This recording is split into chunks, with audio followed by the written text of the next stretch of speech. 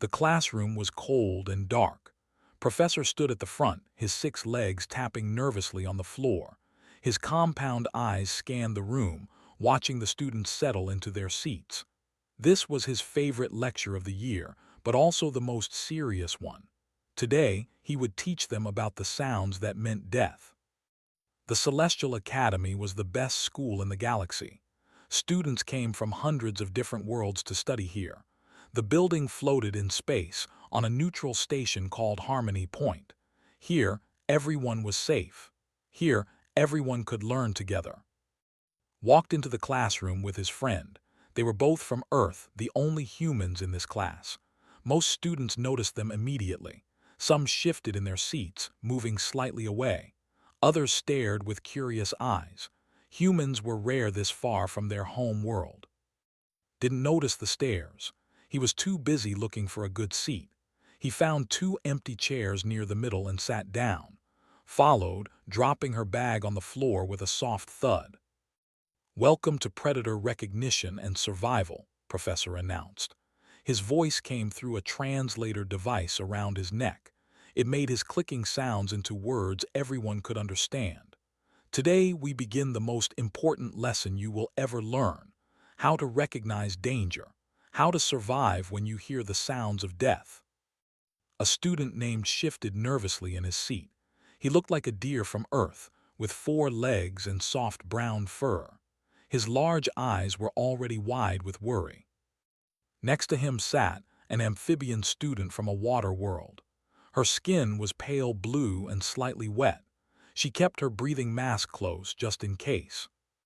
"I will play recordings," Professor continued. "These are real sounds from real predators across the galaxy. When you hear these sounds in the wild, you must run, you must hide, you must call for help immediately. Do you understand?" The students nodded. Some looked scared already. Professor dimmed the lights. The room became almost completely dark. Only the glow from the control panel lit his face from below. He pressed a button. A sound filled the room. It started low, like a rumble of thunder. Then it grew louder, becoming a deep, powerful roar that seemed to shake the air itself. The sound was raw and primal.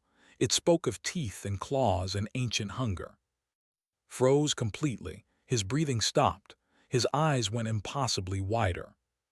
Skin changed color, turning darker. It was her species' fear response. 3 students in the back row activated their emergency beacons. Small lights began flashing on their desks. The sound continued for 10 more seconds, then stopped. The silence that followed felt heavy and thick. "That," Professor said quietly, "was from the outer rim, one of the galaxy's apex predators. If you hear this sound, your survival chance is less than 12%. Several students made distressed noises. One started crying softly. Leaned back in his chair. A small smile appeared on his face. He turned slightly toward and whispered, "Is that a cougar? Sounds exactly like the one near my grandparents' cabin in the mountains." His voice was quiet, but in the silent, terrified classroom it carried. His eyes went wide, but not from fear. She was trying not to laugh. Professor's head snapped toward them. His compound eyes could see in almost complete darkness. He stared at for a long moment. "What did you say?" the professor asked. The other students turned to look at. Some looked shocked, others looked confused. Realized everyone was watching him. "Oh, sorry, I just said it sounds like a cougar, a mountain lion from Earth." The classroom was completely silent. "A cougar," Professor repeated slowly. "You are saying this sound reminds you of an animal from your world?" "Yeah," said. He didn't understand why this was strange. "My grandparents live in the mountains. Sometimes at night you can hear cougars calling. It's pretty much the same sound." Professor moved closer, his legs clicking on the floor. "And what do you do when you hear this sound on your world?" Shrugged. "Make sure the doors are locked. Keep pets inside. Don't go walking alone in the dark. Normal stuff." "Normal stuff," the professor repeated. His translator couldn't quite capture the tone of his voice. was staring at like he had grown a second head. You have creatures that make this sound on your world where you live. Well, not in the cities, added helpfully. But in the mountains and forests, yeah. Cougars, bears, wolves, lots of predators. Made a choking sound. Multiple predator species. Earth is a class 12, Professor said to the class. I had forgotten. Their entire planet is filled with dangers. It's not that bad, protested. You just have to pay attention, be smart about things. Professor returned to his control panel. I see. Let me play another sound. Perhaps this one will seem more serious to you. He pressed another button. This time the sound was different. It was a series of sharp barks, followed by howling. Multiple voices joined together in an eerie chorus that rose and fell. Again, most students reacted with fear. Some covered their ears. Tilted his head, listening. Wolf pack, he said too. That's actually pretty cool. Sounds like there's at least 6 or 7 of them. Professor turned off the sound. You recognize this as well. Wolves are in a lot of places on Earth, explained. North America, Europe, Asia, they're pack hunters, really smart animals. Pack hunters, repeated weakly. Multiple creatures that hunt together, and you think this is cool. Was starting to realize he might have made a mistake. I mean, they're dangerous if you're not careful, but they usually avoid people. Mostly. Mostly, Professor said. The professor played 3 more sounds. Each one was supposed to represent a terrible predator from somewhere in the galaxy. Each one made the students react with fear and panic. Recognized 2 of them as sounds similar to Earth animals. He tried not to say anything, but his face must have shown his thoughts. After the 5th sound, Professor turned the lights back on. Everyone blinked in the sudden brightness. I think we will end the lesson here for today, the professor said. We will continue tomorrow. Students from Earth, please stay after class. I wish to speak with you. The other students gathered their things quickly. They whispered to each other as they left. Many glanced at and with new expressions. Fear, curiosity, something like awe. When the room was empty except for the 3 of them, Professor approached the humans. Do you not understand what apex predators are? He asked. Do you not comprehend danger? We understand, said carefully. It's just, Earth has a lot of predators. We grew up learning about them, how to identify them, how to stay safe around them. Your world sounds like a nightmare, Professor said quietly. And looked at each other. They had never thought about it that way before. It's just home, finally said. Professor was quiet for a moment. Then he said, You may go, but I will be researching your world. I think I need to understand Earth better. As they walked out of the classroom, whispered, I think we just made things weird. Nodded, yeah, probably. Behind them, Professor was already pulling up Earth's files on his computer. What he would find there would change everything he thought he knew about survival. The humans walked down the hallway, unaware that their casual comments had just started something much bigger than a simple class discussion. News traveled fast at the academy. By dinner time, everyone would be talking about the humans who laughed at predator sounds. And the galaxy would begin to understand just how different Earth really was. By morning, everyone knew about what happened in Professor's class. Students whispered in hallways. They stared at and in the cafeteria. Some moved away when the humans walked past. Others moved closer, asking questions. Was getting tired of explaining himself. Yes, Earth has predators. No, we don't live in constant fear. Yes, people go camping and hiking. No, it's not a death wish. The cafeteria was crowded during lunch, and sat at their usual table, eating something that looked like noodles but tasted like mushrooms. The food at the academy was designed to be safe for most species, which meant it often tasted bland. A large shadow fell across their table, looked up to see a warrior named standing there, was tall and covered in thick scales.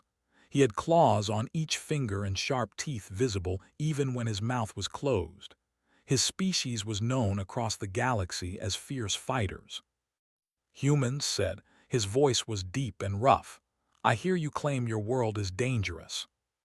We don't claim anything, said calmly. Earth is just Earth. 3 more students gathered behind. They all looked curious or skeptical. I think you lie, said, or you do not understand real danger. My world has predators too. I have hunted them. I have faced death and survived. Put down his fork. We're not trying to compete with anyone. We were just answering the professor's question. Show us, demanded. Show us proof of these dangerous creatures you speak of so casually. Sighed, she pulled out her and scrolled through her photos. Fine, here. She turned the screen toward them. The photo showed and her family on a camping trip. Mountains rose in the background. Green trees surrounded them.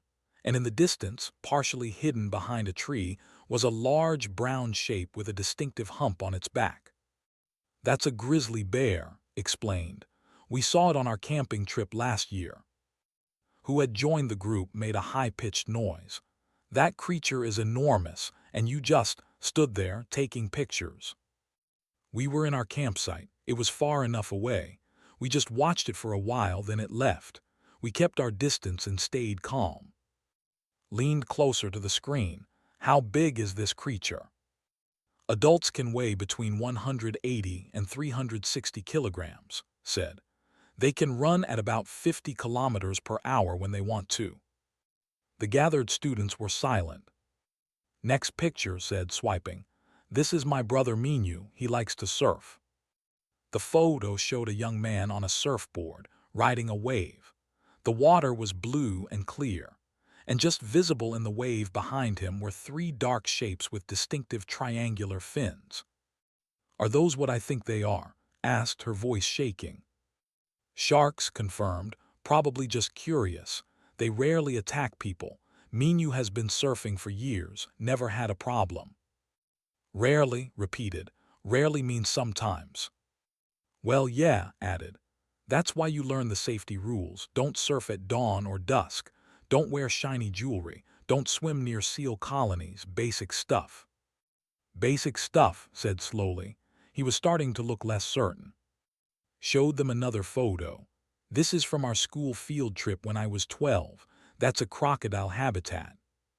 The image showed a large reptilian creature with a long snout full of teeth. It was easily 4 meters long, lying in muddy water. Your schools take children to see these creatures, was trembling now. Educational field trips, said with a shrug. We learned about different ecosystems. It was fun. Step back. I think I understand now. Your world is truly dangerous, but this proves you are either very brave or very foolish. Or just used to it, said. When you grow up with something, it becomes normal. The group slowly dispersed, but could see them talking among themselves. They kept looking back at the humans with new expressions. Meanwhile, in his office, Professor was going through Earth's files. What he found was hard to believe. The database listed Earth as a Class 12. Class 12 was the highest danger rating for any planet that still had sentient life. Only 3 other known worlds in the galaxy had this rating. Professor read through the species lists. His translator had to work hard to keep up with all the names. Apex predators on land: bears, big cats, wolves, crocodilians, large snakes. The list went on. Apex predators in water: sharks, orcas, crocodiles, various large fish. More names followed.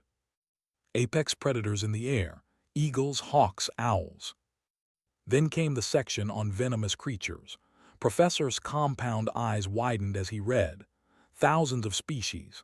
Thousands. Snakes, spiders, scorpions, insects, fish, jellyfish, even some mammals. The section on diseases and parasites was even worse. Bacteria, viruses, fungi, parasites that could kill in hours or days. Some had no known cure.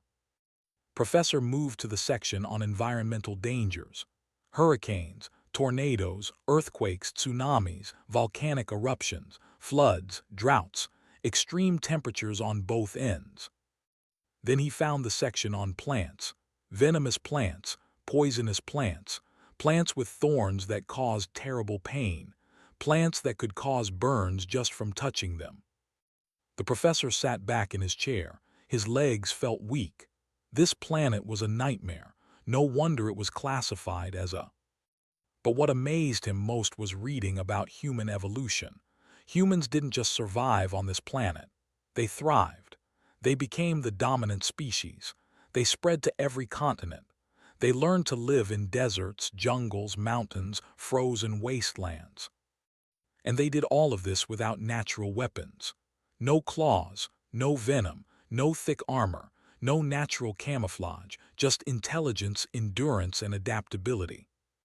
Professor made a decision. He sent a message to, "Please come to my office after your last class. Bring your friend, I have questions." When it arrived that evening, Professor had his computer screen covered in images and data about Earth. "Sit, please," he said, gesturing to chairs with one leg. They sat. "I have been researching your world," the professor began.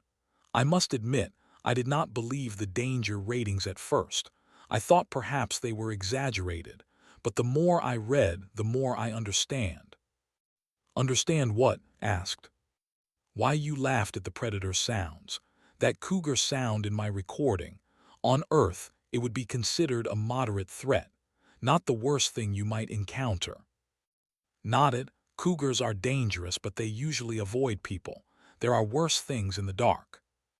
"Tell me," Professor said, leaning forward, "how do humans survive childhood on such a world?" "Thought about it? We learn, our parents teach us, schools teach us. We learn which plants are safe to touch, which animals to avoid, what sounds mean danger, how to read weather patterns, how to find clean water, how to stay safe." "Every human child learns this?" Professor asked. "Pretty much," said. "It's just part of growing up, like learning to read or do math." Professor was quiet for a long moment. Then he said, "I want to propose something. I am going to restructure my course. I want to add a new section about survival strategies.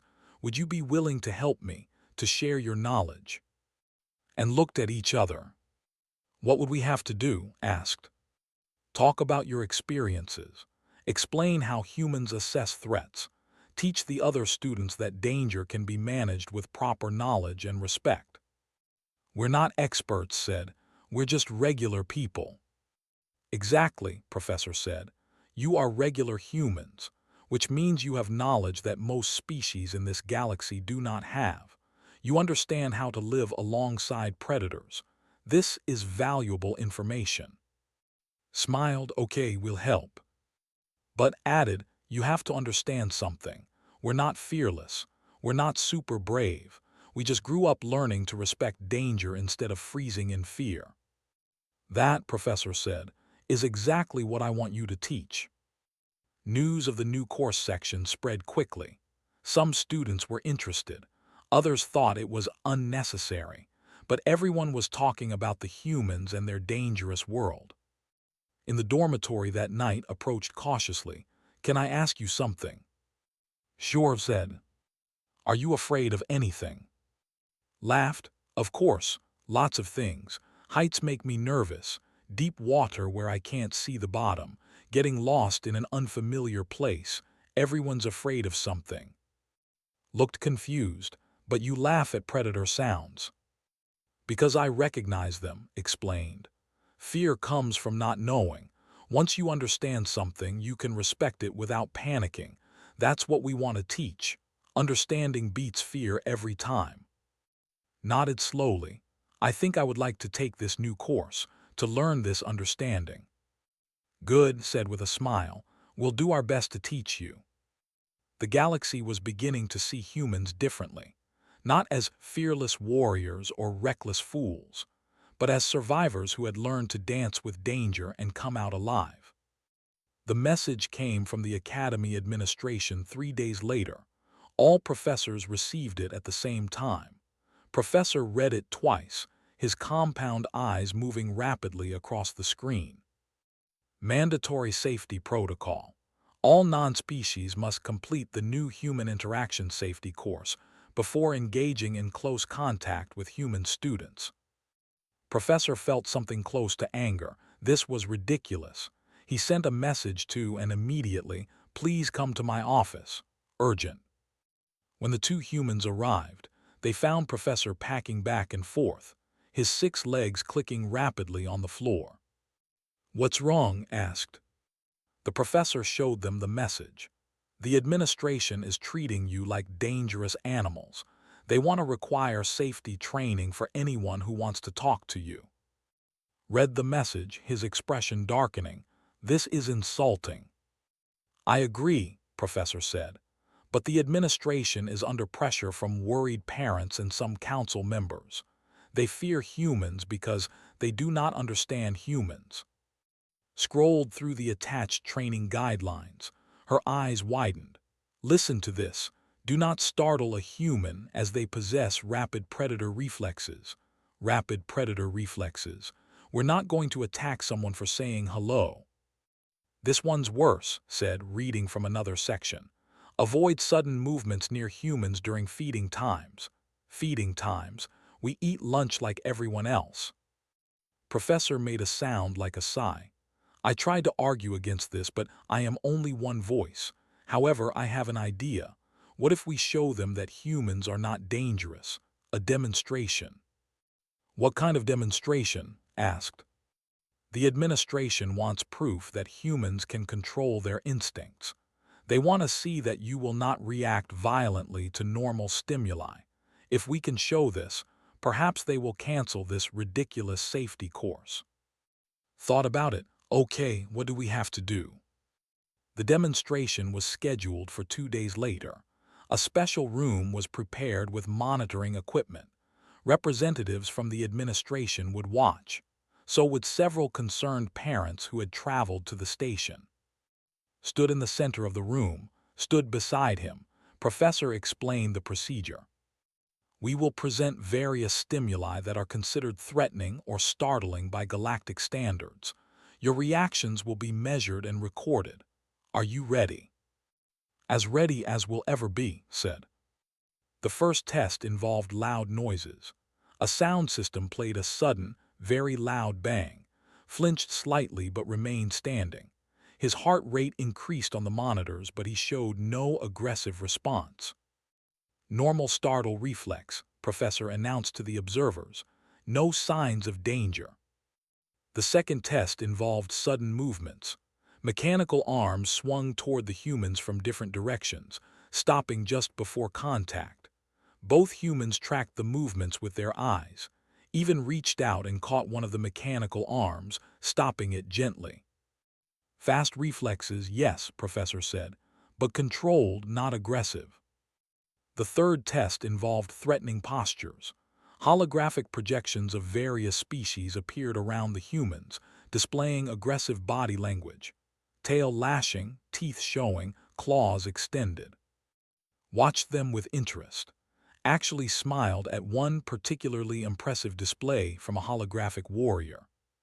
"Fascinating," she said. "The way the scales rise on the neck, that's a clear threat display." She was analyzing them, not responding with fear or aggression. The administrators, watching from behind the safety glass, looked less certain now. Then came the accident. A malfunction in the holographic system created an unexpected scenario. The projection of a human child appeared, crying and reaching out toward, and then a holographic predator materialized, moving toward the child. It wasn't supposed to happen. The safety protocols should have prevented it, but the system glitched, and suddenly the room showed a child in danger. Moved without thinking. He ran toward the holographic child, putting himself between it and the predator. Was only a step behind him. They knew it was a hologram. Their minds understood it wasn't real, but their instincts didn't care. A child was crying. A child was in danger. That was all that mattered. The administrators watched in shock. Professor quickly shut down the system. In the silence that followed, stood with his arms out as if he had been shielding the child, was in a similar protective stance. Both of them were breathing hard. "I'm sorry," Professor said quickly. "That was not supposed to happen. System malfunction." Lowered his arms slowly. "It's okay. We know it wasn't real." But one of the administrators, a elderly named Elder, spoke up from behind the glass. His voice came through the intercom. "That was the most telling test of all. You ran toward danger, not away from it." "It was a child," said, as if that explained everything. "Exactly," Elder said. "You protected what you perceived as a young one, even at risk to yourselves. Even knowing it was a hologram, your instincts drove you to protect." Another administrator, a named counselor, added, "We have been asking the wrong questions. We worried that humans would be dangerous to other species. We did not consider that humans might be dangerous to threats against other species." Professor understood what they were saying. Humans are not predators toward people, they are protectors. "Our protective instincts are strong," admitted. "Humans evolved in groups.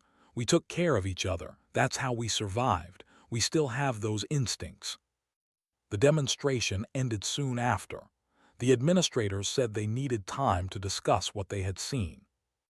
That evening and were in their dorm when they got the news. The safety course was canceled. Instead, the academy would offer a new elective, Understanding Species and Survival Strategies. Got a second message.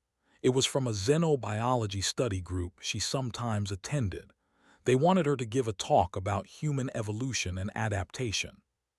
She agreed. The study group met in a small lecture hall. About 20 students attended from various species.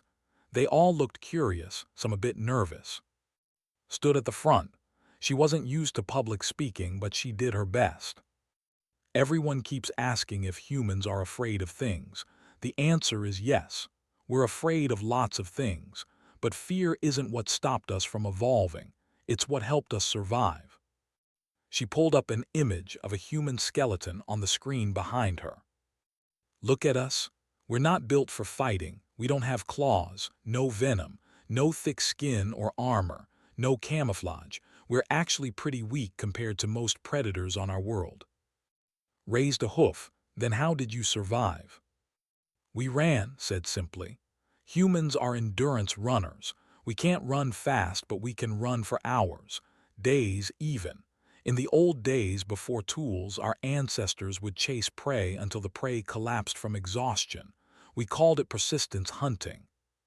She showed another image, this one of a human brain. "We also used this, intelligence. We learned to work together in groups. We made tools. We used fire. We learned to track animals to predict their behavior. We learned which plants were safe to eat and which were poison." Asked, "But what about all the dangerous creatures? How did you deal with them?" "We learned about them," said. "Every predator has patterns, territories, warning signs. If you understand these things, you can avoid most conflicts. And when you can't avoid them, you work together. A group of humans is much more dangerous than a single human." "So you survived through knowledge and cooperation," Professor said. He had been listening from the back of the room. "Exactly," confirmed. "We're not fearless. We're not super strong. We just learned to turn our weaknesses into strengths. Our lack of natural weapons meant we had to get creative. Our need for cooperation made us social and empathetic. Our long childhoods gave us time to learn all the knowledge we needed." A student from a species didn't recognize asked, "Do you think other species could learn these strategies?" "That's what we're hopping to teach," said with a smile. "Understanding danger is better than fearing it. Working together is better than facing threats alone. These aren't human secrets. They're just things we learned because we had to." The talk lasted another hour. Students asked questions about everything from human diet to human emotions, answered as honestly as she could. When it was over, several students thanked her, approached shyly. "I have been afraid my whole life," he admitted. "My species evolved as prey animals. We run from everything. But listening to you, I realize that maybe fear doesn't have to control me. Maybe I can learn to understand instead. That's all we're trying to say, told him gently.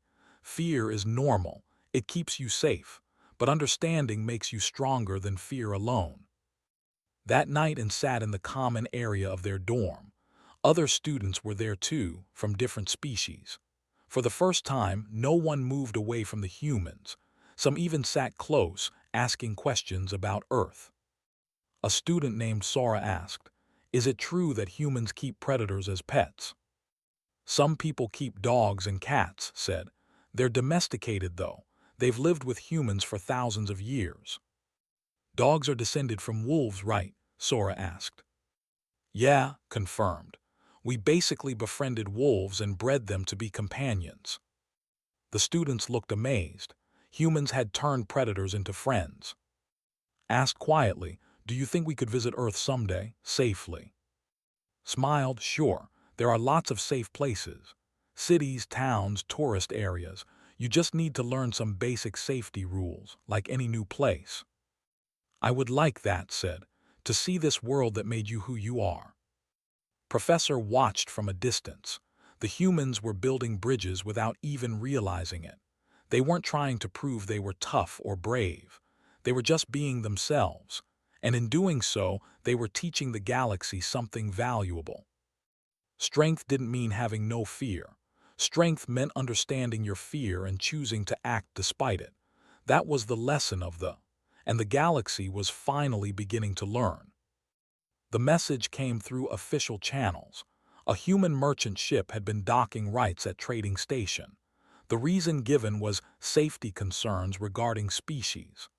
The ship was carrying medical supplies and had to reroute to another station, delaying their delivery by 3 days.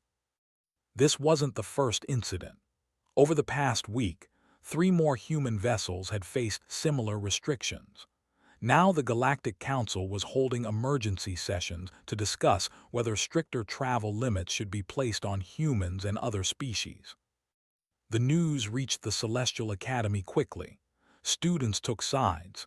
Some thought the restrictions made sense based on what they'd heard about. Others, especially those who had befriended and protested loudly, stood in the center of the Academy's main courtyard. His voice carried across the open space. "The Council is wrong to judge humans without proof, but humans are also wrong to claim their world is not dangerous. There is a way to settle this." A crowd had gathered and stood at the edge listening. "The Academy holds the survival competition in 3 weeks," continued. "Teams compete on the wilderness moon of Taros. It is a test of skill and endurance. I propose we change the rules this year." Professor emerged from the crowd. "What are you suggesting?" "There is a section of Taros that is off-limits. The zone. It was created for research but deemed too dangerous for students. I propose that humans compete there. If they survive and complete the course, it proves they are truly adapted to danger. If they fail, it proves the restrictions are justified." The crowd erupted in discussion. Some students shouted agreement. Others protested that it was too dangerous. Looked at, she shrugged. "Might as well. People won't stop doubting us until we show them." Raised his voice. "We accept on one condition." The crowd quieted. "Other teams can also choose to enter the zone if they want," said. "This isn't about proving humans are better. It's about showing that danger can be survived with the right knowledge." Scales rippled with what might have been respect. "Agreed. My team will also enter the zone." Within hours, 4 teams had registered for the competition. Team 1 consisted of and 2 other warriors. Team 2 was made up of engineering students with advanced equipment. Team 3 was, and their friend, another human who studied wilderness survival. Team 4 surprised everyone, and 2 other students who had been learning from the humans. The Academy administration tried to stop it. "Too dangerous," they said. "Too risky." But political pressure from council members who wanted to see the results forced them to allow it. Professor called the human team to his office the night before the competition. "I have reviewed the zone data," he said. displaying maps and creature files on his screen. You need to understand what you are facing. The zone contained aggressive pack hunters that moved through the trees, venomous ambush predators that hid in the undergrowth, toxic plants that could cause paralysis, extreme temperature swings between day and night, limited water sources that were difficult to find. Studied the data carefully. He was older than and a graduate student who had spent years studying survival techniques. The pack hunters worry me most. What's their behavior pattern? They hunt at dawn and dusk, Professor explained. They use coordinated attacks. So we travel during midday and make secure camps for dawn and dusk, said. Standard practice. Standard for you, perhaps, Professor said. For most species, the mere presence of such creatures would be paralyzing. We'll be careful, promised. We're not trying to be heroes. We just want to show that understanding danger makes it manageable. The competition began at dawn. All 4 teams were transported to different entry points in the wilderness moon. The zone was 100 square kilometers of dense forest, rocky terrain, and steep valleys. Each team had a communication beacon for emergencies and a tracking device so the monitoring station could follow their progress. The goal was simple: reach the extraction point on the other side of the zone within 7 days. The monitoring station showed 4 screens, one for each team. Academy staff, students, and even some council members watched remotely. Day 1 started rough for most teams. Warrior team encountered a pack of predators within the first hour. They fought them off, but used a lot of energy and some of their weapons charges. The engineering team's equipment immediately started malfunctioning in the humid environment. The mixed team moved slowly, being extremely cautious about every step. The human team hiked at a steady pace. Led, reading the environment. He pointed out edible plants. He showed them tracks in the mud and explained which animals made them. They found a stream and followed it, knowing water sources were essential. By the end of day 1, the humans had covered 12 kilometers. They set up camp near the stream, built a fire, and cooked some of the plants they had gathered. Showed them how to purify water using materials they found in the forest. The monitoring staff watched in fascination. The humans weren't just surviving, they looked comfortable. Day 2 brought challenges. All teams faced the extreme temperature swings.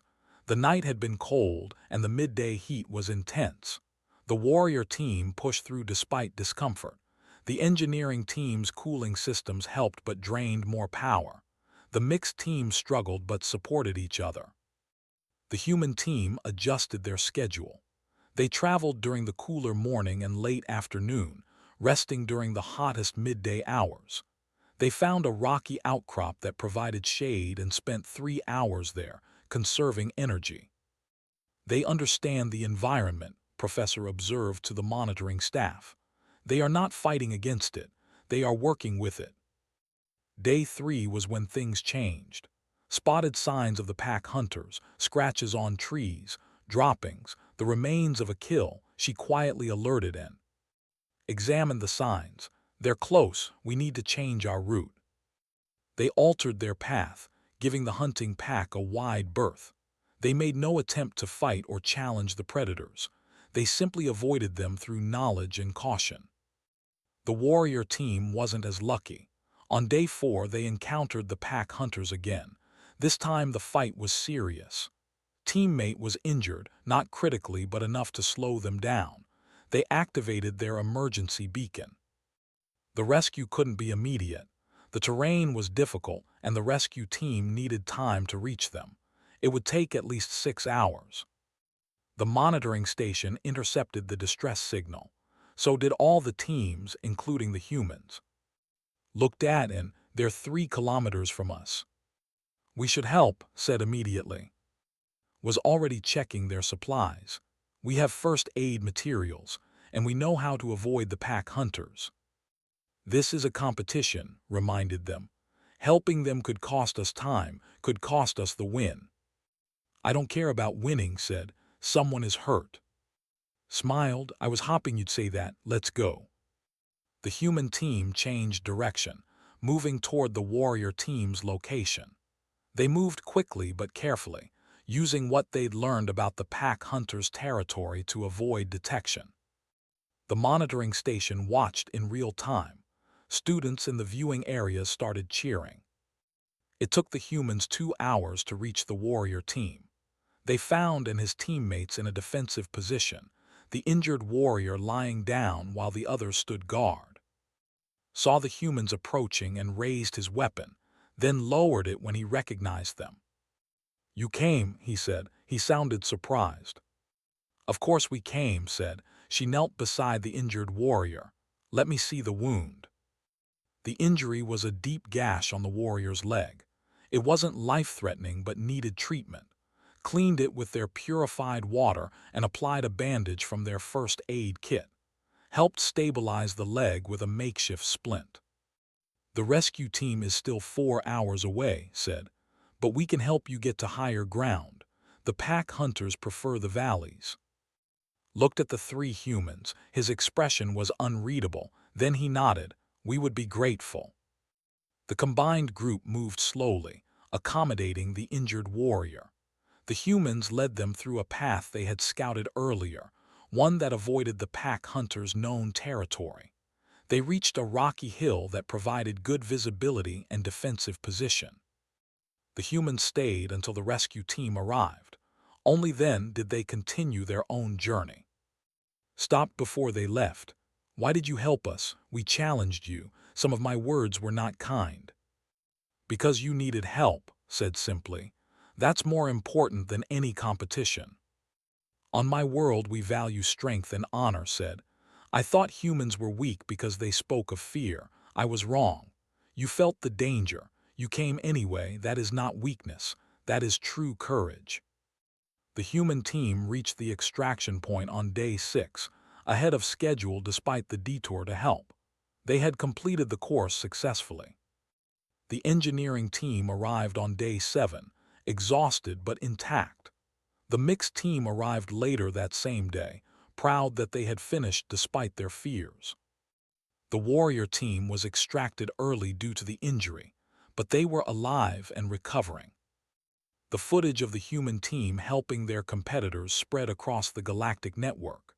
Millions watched and risked their own success to help someone in need. The Galactic Council's debate on human travel restrictions ended abruptly. The vote wasn't even close. The restrictions were withdrawn. More than that, attitudes began to shift. Humans weren't mindless risk-takers or dangerous predators. They were survivors who understood that the most important survival strategy wasn't about being fearless. It was about caring for each other, even in the face of danger. That was the real lesson from Earth, and the galaxy was finally learning to understand. The medical bay was quiet except for the soft beeping of monitors. Lay in the recovery bed, his injured leg wrapped in advanced healing bandages. The wound was healing quickly with proper treatment, but the doctors insisted he rest for at least 3 more days. Entered the room carrying a small container of fruit he'd picked up from the cafeteria. "Hey, thought you might want something better than medical paste." Scales shifted in what might have been a smile. "Thank you, please sit." Sat in the chair beside the bed. For a moment neither spoke. Finally said, "I have been thinking about what happened in the zone, about what you did." "Anyone would have helped," said. "No," said firmly. "Many would not. My own people teach that strength is individual, that helping the weak makes you weak. But you showed me something different. You showed me that true strength includes compassion." He shifted in the bed, wincing slightly. "I challenged you because I thought you were pretending to be brave. I thought all humans were liars or fools. I was wrong. You are brave not because you feel no fear, but because you act rightly despite fear." "We were scared," admitted. "When we changed direction to help you, my heart was pounding. I kept thinking about the pack hunters, about getting lost, about everything that could go wrong." "But you came anyway." "Yeah, because leaving someone hurt and alone felt worse than any danger we might face. Was quiet for a long moment. I would be honored to call you friend. Smiled, friend sounds good. The Celestial Academy held a ceremony 3 days later. All 4 teams were recognized for completing or attempting the zone challenge. The injured warrior had recovered enough to attend INA. But more importantly, the Academy announced the official launch of the new program, Survival Strategies and Interspecies Understanding. The course would be taught by professor with assistance from, and already, over 200 students had signed up for the first semester. The first class was packed. Students from dozens of species filled the lecture hall. Some were there out of curiosity, others genuinely wanted to learn. Professor stood at the front and beside him. Welcome, Professor began. This course is not about making you fearless. It is not about turning you into warriors.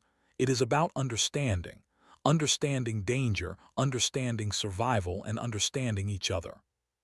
He gestured to the humans. Our instructors from Earth will share their knowledge, but remember, they are not special. They are not superhuman. They are simply people who learn to survive on a difficult world. Their lessons can help anyone from any world. The first lesson was practical: how to assess threats, how to read environmental signs, how to prioritize dangers. Explained it in simple terms. Not all dangers are equal. A hungry predator is different from a territorial one. A venomous creature that wants to be left alone is different from one that's actively hunting. Understanding the difference can save your life. She showed images from Earth. This is a rattlesnake. See the raised tail, hear the rattle sound. That's a warning. The snake doesn't want to fight, it wants you to go away. If you back off slowly, everyone is safe. Raised a hoof. But what if you cannot go away? What if it blocks your path? You give it space and time, said. Most animals will move on if you don't threaten them. Patience is often the best survival tool. The lesson continued with more examples: how to find clean water, how to identify edible plants, how to build a safe shelter, how to signal for help. But the most important lesson came at the end. Stepped forward. Everything we've taught you today is useful, but the most important survival strategy isn't any technique or skill. It's this: take care of each other. He looked around the room. Humans survived Earth not because we were strong alone, but because we were strong together. We shared food. We shared knowledge. We protected each other. That's what made us successful. No species survives alone, added. That's true on Earth, and it's true across the galaxy. The students who worked together in the competition did better than those who tried to be heroes alone. The students listened carefully. This wasn't what they expected from a survival course. They expected lessons about weapons and fighting. Instead, they were learning about cooperation and community. After the class, several students stayed behind to ask questions, approached shyly. I want to thank you, said. I was afraid my whole life, afraid of everything, but you taught me that fear is normal. It's okay to be afraid. What matters is what I do with that fear. How do you feel now? Asked. Thought about it. Still afraid sometimes, but less alone. I know I can learn. I know I can ask for help. That makes the fear smaller. More changes came quickly. The Galactic Council officially recognized species as valuable members of the galactic community. Trade restrictions were lifted. Cultural exchange programs were established. Other species, who had been quietly marginalized for years, began to find new opportunities. A reptilian species from a volcanic world became sought-after engineers because their heat tolerance and problem-solving skills were valuable. And species from a world with extreme weather became expert meteorologists. The galaxy realized that species from difficult worlds weren't dangers. They were resources of knowledge and adaptability. News reached Earth. The human government received requests for scientific exchanges, educational programs, survival training courses. Earth, once seen as a backwater, became a respected center of learning. 6 months after the original incident in Professor's class, the classroom looked different. The lights were dimmed again. The professor stood at the front, ready to play Predator sounds.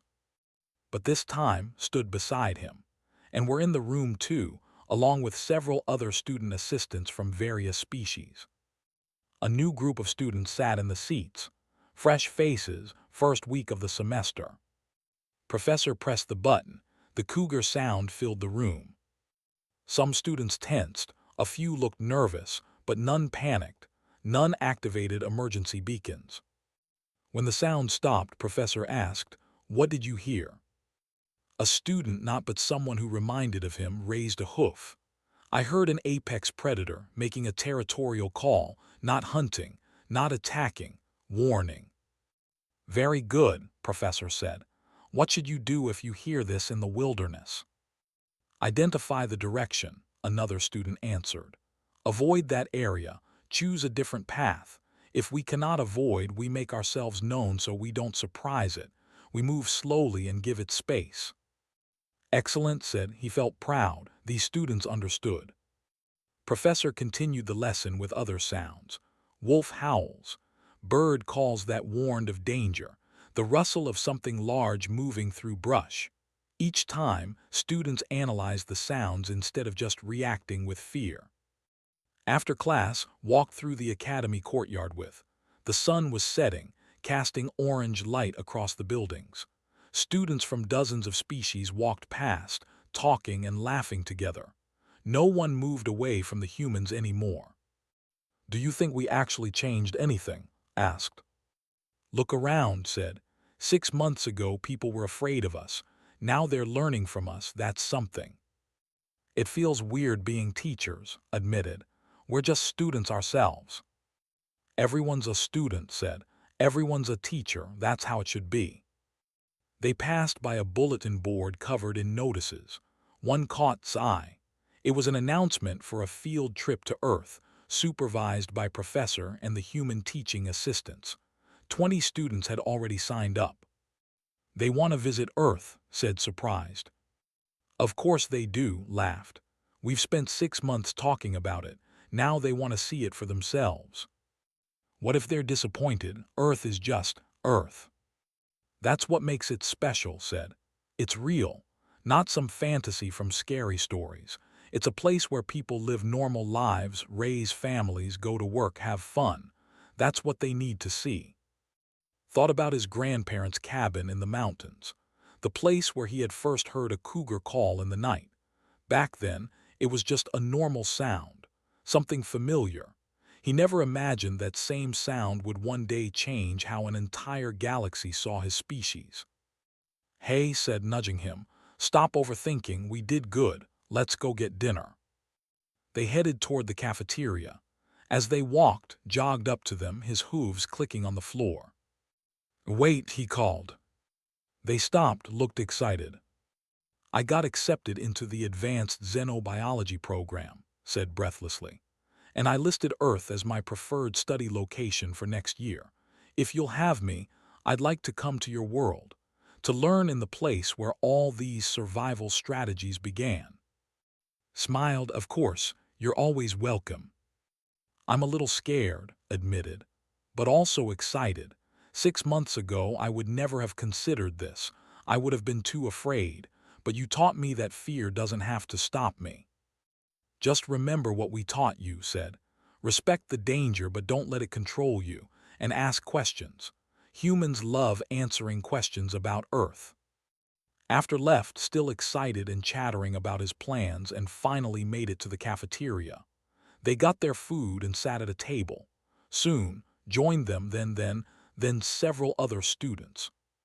The table was crowded with different species, all talking and sharing stories. This had become normal over the past months. The mixing of species, the friendship across different worlds. Professor walked past their table and paused. "May I join you?" "Of course, Professor," said, making room. The professor settled his 6 legs under the table. For a moment he just observed the group. Then he said, When you first laughed at the cougar sound, I thought you were being disrespectful, foolish even." "I'm sorry about that, Sid." "Don't be," Professor interrupted. "That moment changed everything. It made me question my assumptions. It made me realize that what I taught as universal truth was actually cultural perspective.